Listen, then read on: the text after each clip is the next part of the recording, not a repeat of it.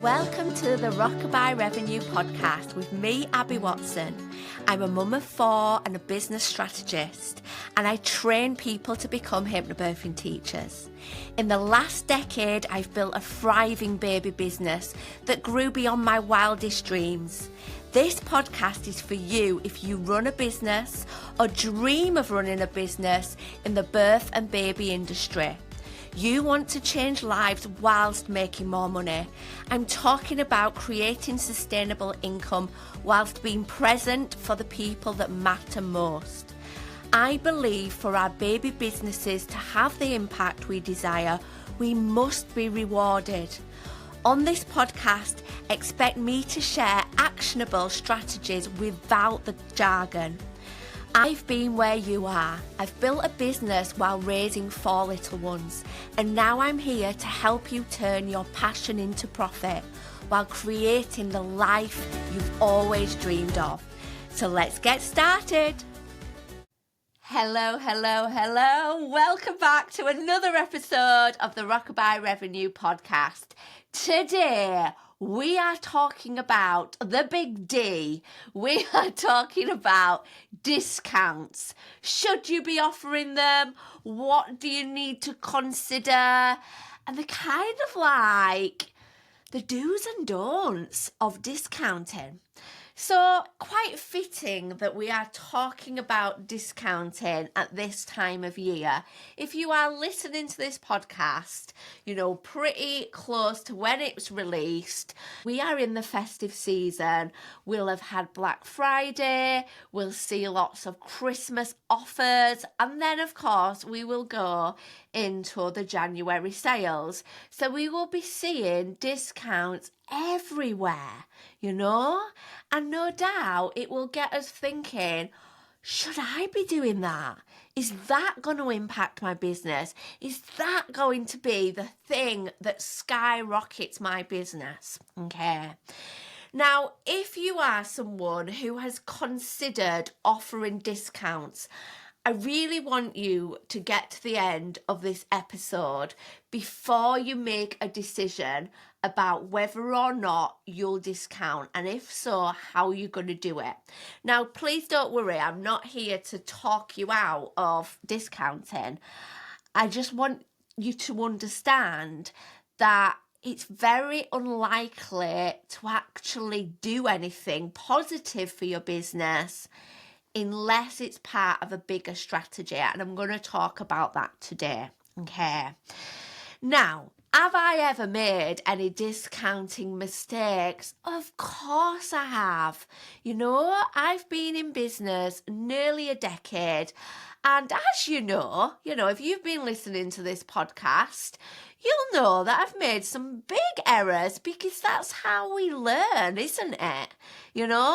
We make mistakes and we learn from them. So have I discounted my services? 100%. Have I regretted it sometimes? 100%. Yes. I've discounted because I felt like people knew me, so therefore they were friends and they needed mates rates. I've discounted because I felt a little, a little not enough in my business and felt like, if I charge less, actually, that'll accommodate for the fact that maybe I'm not as experienced or maybe I'm not as good as anybody else. Have I discounted because I felt like bookings are low? Yeah. Have I then regretted it? Also, yes. So we're going to be talking about this and more today. So I hope you are ready. Now, I tell you what I see a lot of people doing in this industry. Now, this industry, the baby business, you wonderful hypnobirthing teachers, doulas, baby massage instructors, sleep consultant, all you caring people in the world. You've gone into this because you want to help people. Yes, you want freedom and flexibility, but you're hugely motivated because you want to help people. You feel people. So you are likely to be so influenced and affected when you hear about some of the struggles people are experiencing. And, we hear a lot about how we're in a cost of living crisis, right? And we've heard that for a very long time now. And it can make us feel like, oh my gosh, like nobody has got any money. Nobody's got any money. Nobody's going to be able to afford my services. Everyone deserves to be able to afford my services. Therefore, I should slash my prices. I should offer hefty discounts here, there, and everywhere to make it more accessible. Okay. And still, we then find that it's not those people that are receiving the discounts. It's actually the people that could have afforded it. So this kind of caring attitude that we've gone in with, almost shoots us in the foot and basically impacts our business, meaning it's just not sustainable and we just can't carry on. And the people who really need us miss out because we cannot continue to work in that way. Okay. Now, I want to say this in a way that, really does acknowledge that, yes, we are in a time where lots of people are struggling with the cost of living. Absolutely. As a business, I do not believe it serves you well to be repeating to yourself, no one's got any money. No one can afford things. Because that's what is going to make you feel like, there's no point me marketing my services. There's no point me talking about them. I feel embarrassed when I say my price because nobody has got any money. Okay. It is not true that nobody has got any money. Okay. Absolutely is true that a proportion of people are struggling. And it absolutely is true that the cost of living has increased. Absolutely. Has it increased for you? I bet it has. More reason for your business to bring in money for you to help you meet the extra costs of your life. Right? We need to take a moment to also note that even in a recession, and we're not in a recession, but even in a recession, products and services aimed at babies still are strong. People still spend money on those things because they are often once, twice, 3 times in a lifetime things. And people want to give their baby the best. So please do remember that there are always people who want to spend money in this time in their life. Okay. So please have your services available to them. Okay. Secondly, oh my gosh, please take a moment to remind yourself that people are still spending.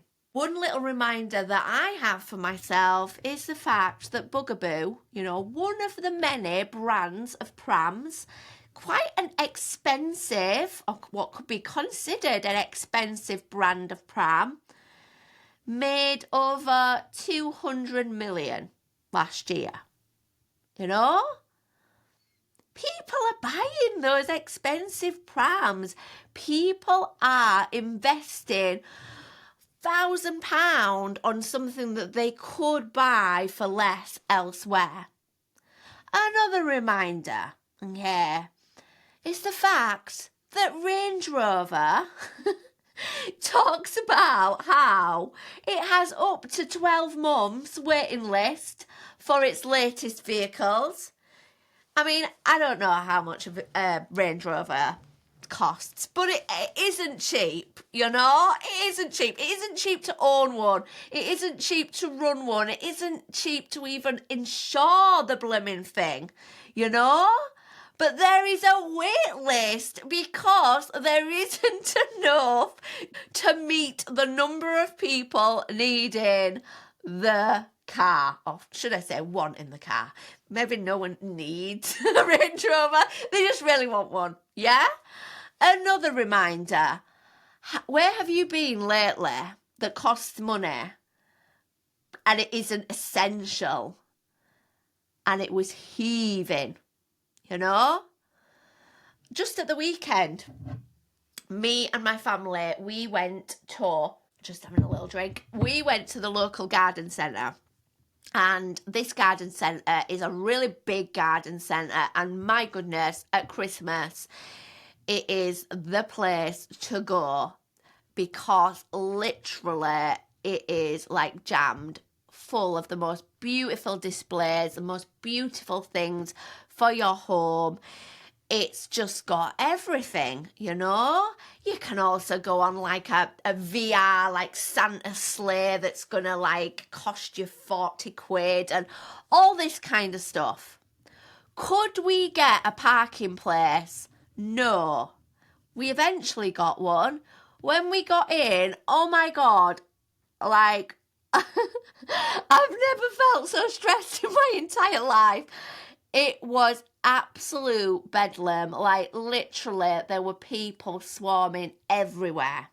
And you might say to me, well, that doesn't mean they were buying.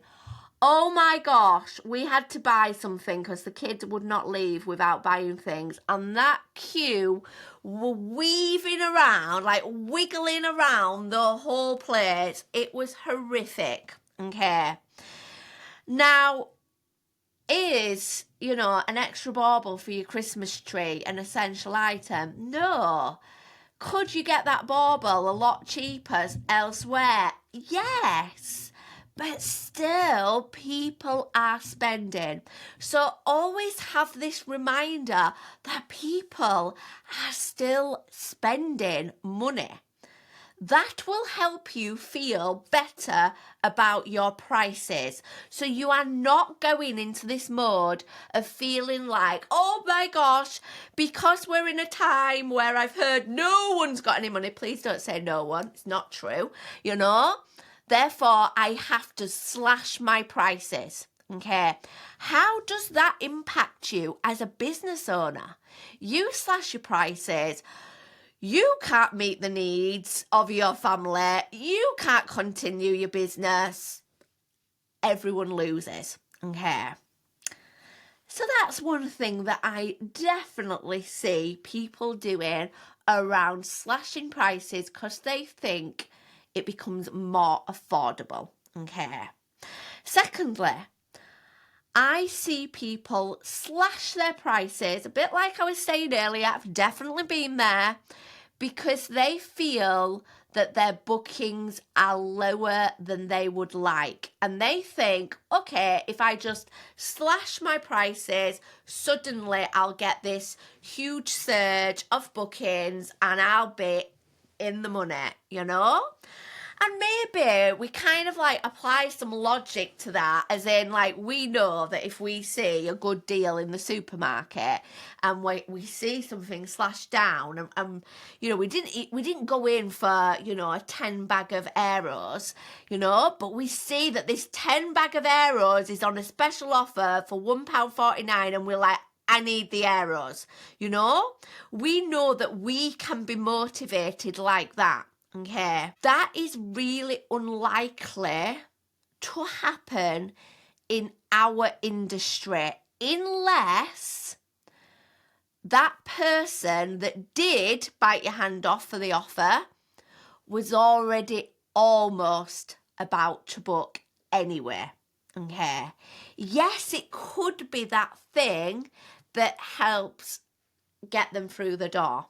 Okay, but unless you know you have already got a collection of people that are almost there, they're almost taking the plunge, that discount is unlikely to actually do much, okay? Because usually it is a visibility issue. You know, if your bookings are lower than you would like, it's usually because not enough people know about what you offer, okay? And slashing your prices is not suddenly going to let more people know about what you offer, okay? If it's not a visibility issue, it's likely to be a messaging issue, as in how you are describing your services is just not hitting the spot. It's not delicious enough, it's not attractive enough, therefore people are not jumping in to book your services. So again, a discount is unlikely to have the impact we're hoping if the motivation is, oh, I just want a few more bookings and my bookings are low. Okay. Now, another thing, okay, that I see people do is discount because they see everybody else doing it. You know, maybe it is the time of year that all other services are offering slashed prices and they're like, oh, well, I keep hearing about these things. They must be doing well. You know, that really great business owner is doing it. Therefore, like, she must know what she's doing. We're making an assumption about that being the only strategy, you know? So if we hear that incredible business owner that we know is doing incredible things in their business offer a discount, we are only seeing one aspect of their strategy, you know? We have not seen what's gone on before. We have not seen the bigger part of the strategy that it's part of, you know? So just because so many people seem to be offering discounts, we only want to do it if it makes sense with the types of people we're attracting, our plans, our strategies. Okay. Now, another way that I see people offering discounts is either because they feel like they're really on in their business and they feel like, oh, I can't possibly charge as much as everybody else. I've not got as much experience. Or they tend to be working with people that already know them, so therefore they're kind of offering mates rates. Okay, let's talk firstly about newbies, being new to offering a service. Okay, I get it. I totally get it. I get that feeling where you feel like, oh gosh, but I'm not as experienced as so-and-so, therefore how can I be charging the same? Okay, I get it. However, let me say something else to you that you probably need to hear. What if actually your clients, because you are new, are getting an even better service? I know my first ever hypnobirthing clients, you know, that nearly 10 years ago, got the most golden, beautiful experience working with me because I threw everything into it. Because I was new. I had the time, I had the energy, the motivation. So my goodness, that first client probably got an even better service than my 100th client. Okay. So please remember that. Also remember that nobody's likely to ask how much experience you've got. You know, when you tell them that you're a doula, you're a hypnobirthing teacher, whatever, they are attracted to how you talk about it. You as a person, they're really unlikely to say, oh, what number client am I going to be? And if they did ask that, I really doubt that's anything to do with them feeling like, uh-oh, I'm client number 3. I wanted to be client number 33. You know, I really doubt it's anything to do with that. Actually, your client only cares that they are going to get off you the service that they need, you know? So if you are a hypnobirthing teacher and they want to feel better about birth because they are dreading it, if that's what you are going to do for them, that's what they care about. You know, if you're a baby massage instructor and they want to go to a class where they get to know other people and make some mum friends and have that lovely time with their baby, if that's what you're going to do for them, that's what they care about. They don't care what number class this is, you know? So please, please, please don't be one of those people that feels they should. Now, that's not saying you are a bad business owner if you do offer discounts. You know, I'm not saying you are a fool if you do start by saying my first clients will get 50 quid off. If you want to do that, it's your business, it's your rules. And you might find that you do have people already in your network that know you a bit, maybe an ex-colleague that's like, oh, what's this offer? Let me read more about it. But they already knew you, they already trusted you, you know? And going back to what I was saying about people discounting because they know someone, so offering people mates rates, well, you will find that your friends book your services, okay? Are they booking your services because they think they're going to get a special offer? No. They're booking your services because they already know and trust you. Just like, you know, if I was looking for a plumber in my house, if I had a friend who was a plumber, I'd probably go to them unless I thought they're a bit inadequate in life generally. But you know what I mean? If I was like, oh, I'm not sure I'd trust them with my toilet, you know? But if it was someone in my life that I was like, oh yeah, they seem like a stable human, I'm sure they'll be a great plumber. I'm going to go to them, not because I expect them to say, look, you know, I'll sort your toilet out, but I'll slash the prices for you because you're my pal. No, I'm booking them because I trust them. And that will be the case with your services too. Okay, so do not discount from that place of feeling like, oh, I owe it to someone. I feel like I should.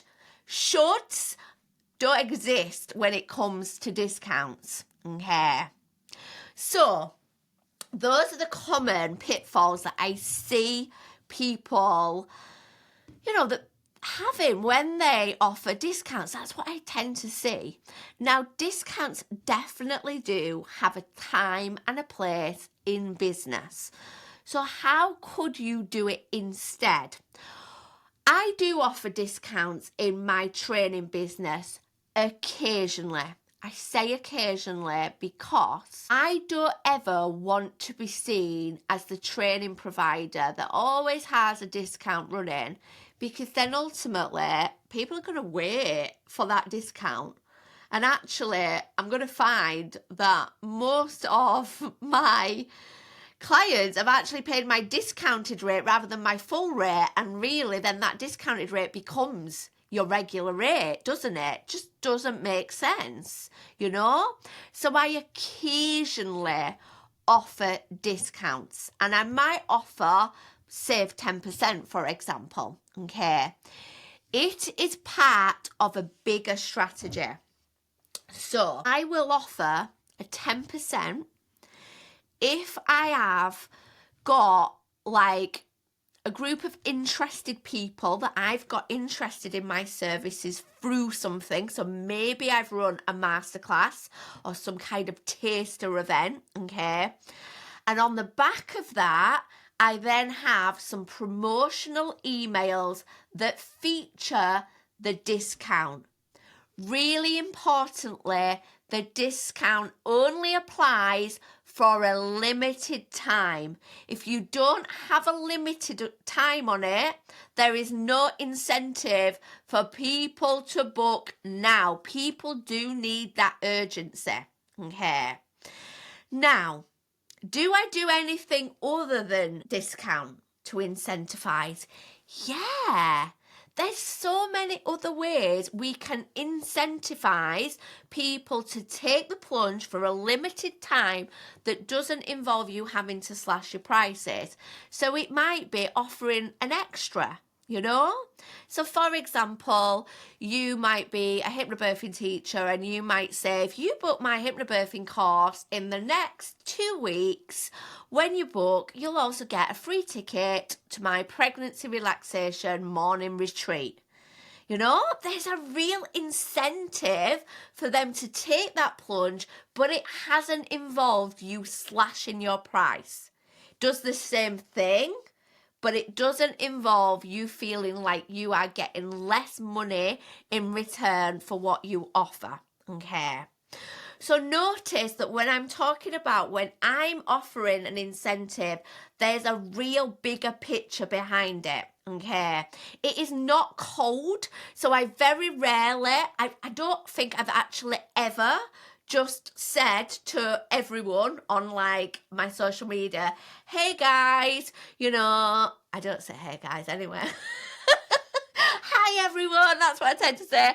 Hi everyone, just to let you know there's 10% off my services until December. I don't do that. I only do it to people who are already warm, They've already gone through some of my marketing, so they're on the fence, They're so close to doing it. They really want to do it, and maybe that discount is going to give them that extra nudge, that extra feeling of now is the time, So if you are offering a discount, really think about what is the purpose.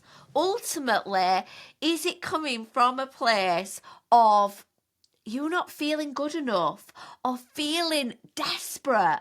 That is never a good plan. Never a good plan, okay? Where is it coming from a place of, okay, actually, the strategy behind this is giving this window for those people that are already nearly there to allow them to take the next step, You're helping them out. You're allowing them to really take the plunge because they want to anyway. They just want you to help them feel more at ease with it, okay? So those are my views on discounts. Definitely not against it. Definitely don't think you're a wrong 'un if you do it. It's your business. It's your rules. But please, know what you offer is fabulous. What you offer is fabulous and it's totally worthy of the price that you charge. Value yourself, value your time, and know that slashing the prices is not what anyone's expecting of you, You don't need to do it because you feel you should. Only do it when you feel it has a strong reason behind it. And that way you are keeping everything fair, because let's face it, if we're offering discounts willy-nilly everywhere, it's not fair on those people that have paid full price, is it? That didn't know about this or didn't dare ask, weren't cheeky enough to say, oh, but I'm your sister-in-law's friend, So, those are my thoughts. I would love to know your thoughts on this. How do you feel about discounts? What have been your lessons in terms of discounts? I would love to hear. So do come over to my Instagram at loveyourbirth_training and let me know your biggest takeaways. Have a wonderful rest of your day or evening and keep on changing lives. Bye. Thank you for listening to Rockabye Revenue. I hope this episode has left you with some fresh ideas and bundles of motivation. If you enjoyed this episode, do make sure you click subscribe so you never miss an installment. And if you found this episode useful, I'd love you forever if you leave a 5-star review, helping this podcast reach the ears of more of the helpers in this world. And remember, keep changing lives. See you next time.